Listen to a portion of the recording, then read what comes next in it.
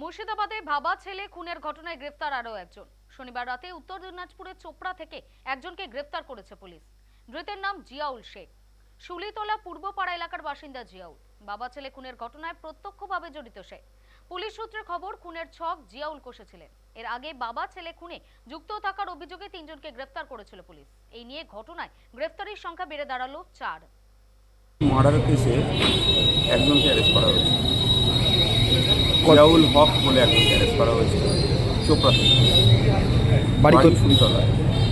যেগুলো পালিয়ে গেছিল ওই পরিবারগুলো কি কতগুলো এসছে আর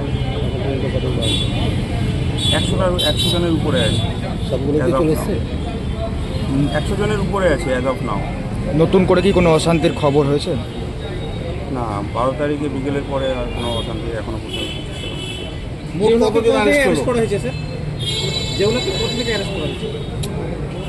চোপড়া থেকে, ইসলামপুর থেকে। কতগুলো অভিযোগ? 287 ছিল, আর আরও 2 জনকে অ্যারেস্ট করা হয়েছে গতকাল। মার্ডার কেসে একটা বললাম, আর একজনকে অ্যারেস্ট করা হয়েছে। কতগুলো অভিযোগ হয়েছে? গতকাল 14টা কেস হয়েছে। মোট টোটাল কত? আগে ছিল 124 প্লাস 14।